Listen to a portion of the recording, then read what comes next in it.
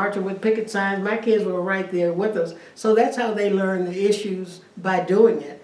And around the dinner table, we would talk about, you know, what's going on in the world and things like that, or what's going on at their schools. They can work on those things in the settings where they are. If there are problems at school, get engaged in that and show some leadership. And but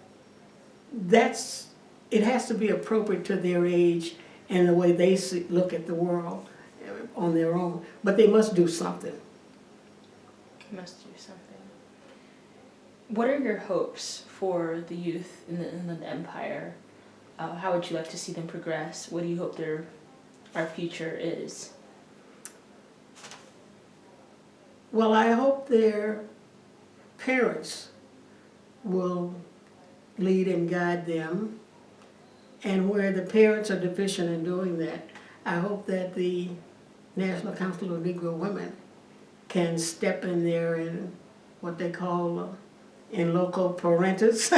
We'll stand there with them in that, and just want to see them visible in community, engaged in community, and we have to really work hard at that because there's not enough for young people. There's very little funding. Many times they want to be involved in something, but they have no transportation to get there. Mm-hmm. So we have to always focus on the family so that the family can help the children. It's a hard task, but we just keep plowing at it without looking at how hard it is, and keep chipping away at that mountain. Now, this might seem like a simple question to answer, but for some people, especially people who might be watching this interview one day, rarely a simple question. Yeah.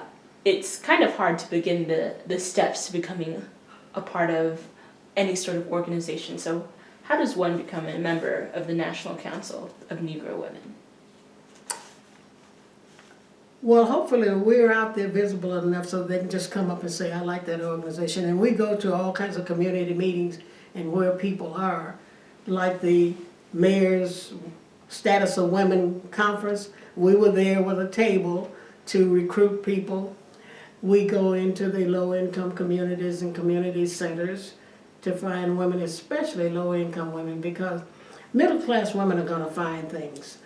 It's people who are struggling every day to feed their kids and wonder where the next buck is going to come from. They're certainly not thinking about organization, but we should be thinking about them, and we should go where they are and not wait for them to come to where we are.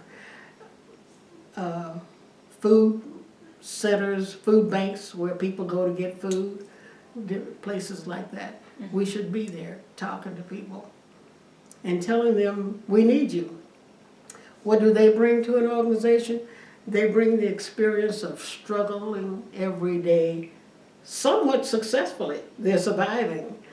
And so they have to understand they have skills and talents to bring to it, too.